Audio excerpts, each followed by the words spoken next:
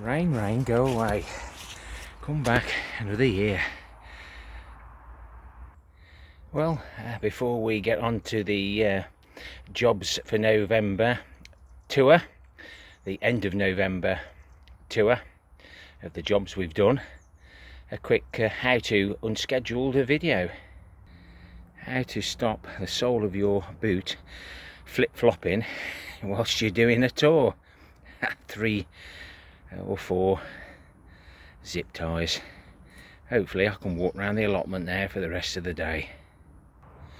So we started the jobs for November on plot 3, and we did note that there was a few weeds growing. I did my hour in here. It's reasonably free from weeds, just a few leaves now are growing. And just a quick thank you to my viewers who are reporting any links in the comments that shouldn't be there. Most of the people who comment are moderators, and that gives you the opportunity to remove a few things. And don't forget, leave a thumbs up or a thumbs down before you leave today, and why not consider subscribing. Wettest November on some records. I've never known so much rain.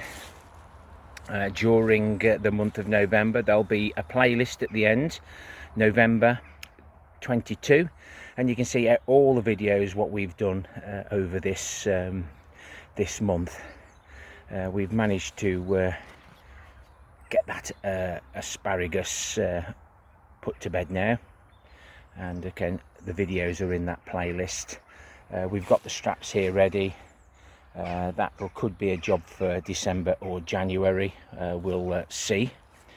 I haven't done the underground worm farms yet. I haven't fed those, and I did pop the playlist for the raised bed chair on the end of the video. Many people asked that. I might drop that onto the end of this one as well. And during November we created the temporary compost bins from older pallet collars, mulched around with leaves to stop the weeds growing. But these have dropped down really well. We had so many weeds on this plot, and towards the end there now they're already coming back. Still taking some of the chard, and we've got roots there of Swedes and turnips. During November we said we'd get these brassicas staked up, because they do have a tendency to fall over. This is the purple sprouting broccoli or claret sprouting, and I did notice that we'd got some heads on the Samson F1. Keeping an eye on those. I don't mind, they can stay that size. We'll harvest them. I just don't want them to blow. And we're taking a few Brussels sprouts now that we can see that we're going to have enough for Christmas Day. But you can see how much water we've had. I'm not sure about this Red Bull. We'll see how these go. They're more like florets. And still 1 or 2 of the red cabbages left on the other side. Not sure what the carrots are going to look like, but we'll be doing a reveal for the carrots, some potatoes, maybe towards the end of this video or in another one. I've bought some roofing laths. It's quite a bit of money's worth there, so thank you to everyone who watches my videos from the beginning right to the end. Your support is really appreciated. Let's say these beds here, just the odd weed, but covering them with cardboard does help. We got these covered with some mint, and what else was there? Can't remember now, but these are all covered up and they just started to shoot, and they were a little bit on the yellow side. These are doing really well now, and even the ones that had gone brown or black at the bottom are okay. But even if they do break off, new shoots will come from below, so don't be in a rush to get rid. The pea terrain, lots of flowers now. They're okay to sow when I did sow them, but they're a little bit slow. There's a few peas on there, but not too many. And I decided to leave these in case we get peas early spring. We'll have to wait and see. Didn't get time to top up the celery bed, but this will be the parsnips. The parsnips are over there at the moment. They're all tucked in now. Seen in a previous video. Take the cardboard off and harvest what I need, and hopefully that will keep some of the wet off, so that if the ground goes rock solid, I'll still be able to get the vegetables out. I'll do the same with the carrots as soon as they're fully mature. And I did drop a little video out where we got some caterpillars. There's still one there. It's been reasonably very, very warm, and the caterpillar's there, look, in the middle of the screen, enjoying himself. I would imagine that's a moth. But some of these red cabbages have been quite nice once you've taken off all the rubbish. And we managed to get the tap on the last one, and that's on another video. £1.75 for that tap. I paid £3.50 for that one. And some of the prices for those water butt taps are quite expensive, so I'm quite happy with that. We've got that done this month. Managed to find those framework. That's what we normally use the peas just to support those.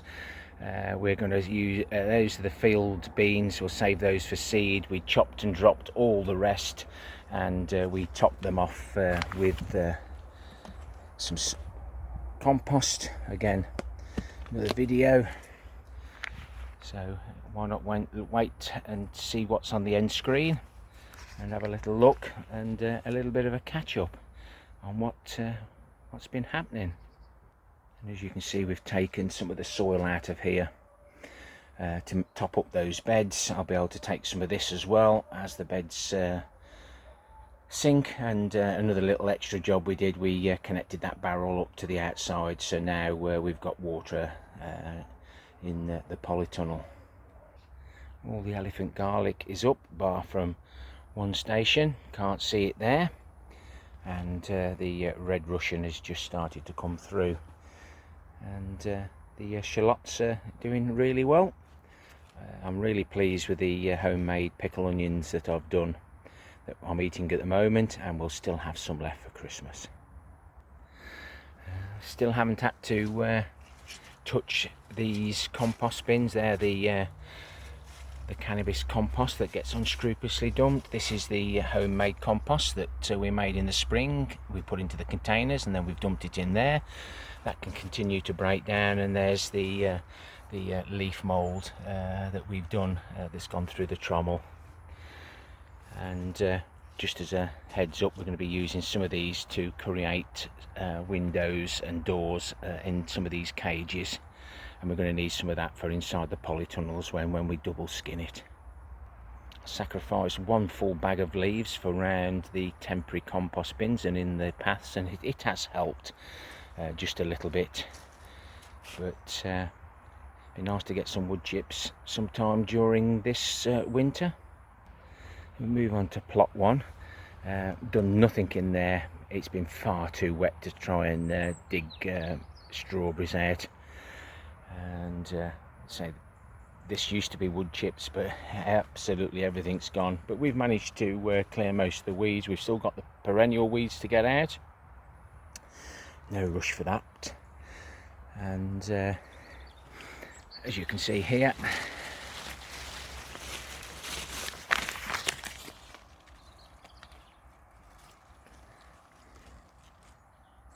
I'm picking raspberries.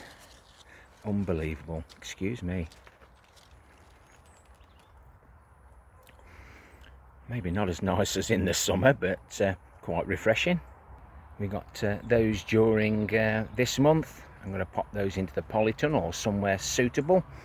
The frames that we got that were dumped near to a cannabis fly tip, we've made a start on that framework there, and that will hopefully give them protection. And so they're looking quite healthy. These will be 2-year-old now, but did move them just so that we could see if they'd got the vine weevil. I've now collected 8 bags of leaves. I'm not going to collect 25. I'll show you why shortly. But all the trees are out on this side now, and we've managed to have a fire to get rid of most of the rubbish wood. I'm not going to have another burn until I've taken down the old leaf mould bin, because I might have to just chop the tops off some of those, etc. I want to save as much as I can because I want to make that taller to create a roof to collect more water, and to keep the leaf mould dry. There's 25 of those bags you've just seen there. How would that go into that single bin that used to be here? I don't know. I think 20 bags is more than enough. Some of these pallets are coming out really good because they've been lined with that plastic, and we'll see if we have to just take the ones that were at the bottom off. Then we can just rebuild it. I'll probably use the new ones at the bottom and then make up with the old ones at the top. So if they go rotten first, then I haven't got to dismantle the good stuff. So this area here will eventually have 9 pallet collars, raised beds. They'll be single or double for starters. I'm emptying those. I'm going to take that small one out at the end and put a full length one in. It'll just extend it this way and extend it the other way to the comfrey, and then we can once we've had all the fires, I'll denail the ashes, and we'll start and rotivating some materials before we start topping the beds up again. And we've managed to complete the boundary to the wildlife garden. It's a lot smaller now. As you know, it was massive before where the fire was, but there's some cracking soil here. I've been adding to it over the years with mulches of the cocoa coir, etc. Worms have dragged that down. It's lovely material, and this will be more manageable now. And just one more addition, or additions, to the bug hotel. The rabbits have found the little swing, and there's a few more bits and bobs there that we've recycled, repurposed. Just makes it look attractive for the wildlife. Been putting the perennial weeds in there, and you've seen a few more that I've got to go in. Hopefully I've spelt perennial correctly this time. So that's all labelled up. I've redone those, and I've sorted out all my buckets there, and it's nice and clear now for me to know exactly what's in them. And a lot of these are some of these are for the underground worm farms. A little bit of tea leaves, log ashes, coffee grounds, leaf mould, etc. And this galvanised tank here that we first saw on #starting a new allotment, I think it's got a hole in it, so we've transferred the water at an angle now into there, so hopefully we won't lose any more water. And we'll see if Mr. Rat is home. They're quite active in here.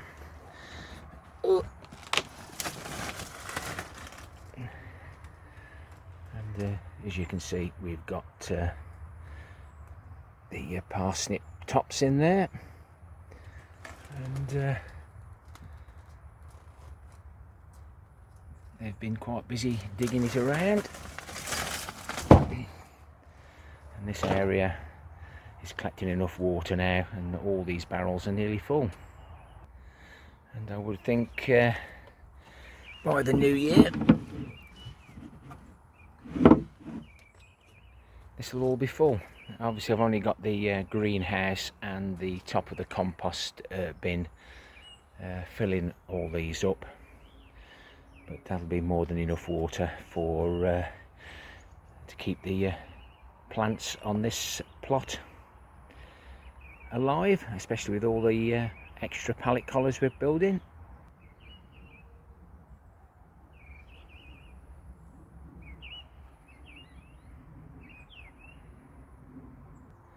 I've watered the Christmas potatoes. They've just looked a little bit dry. What you don't want to do is the potatoes to sit in dry compost, else they'll start to go soft.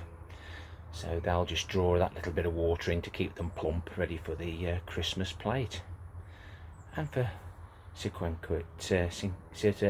for other meals.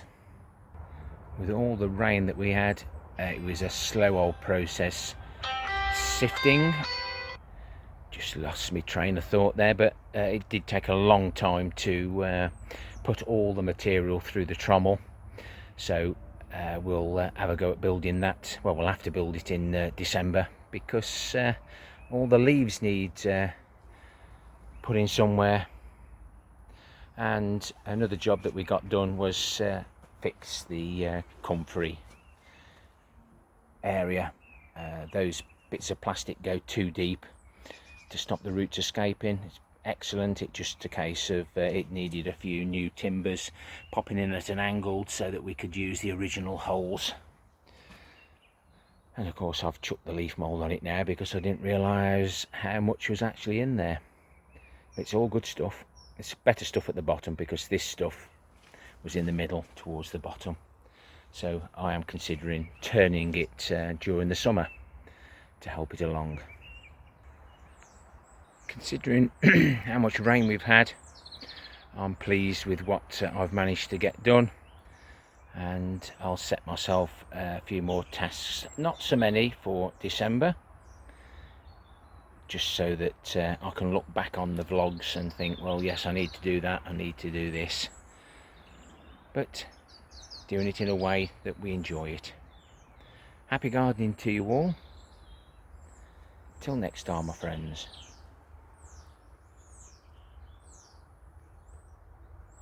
Ta for now.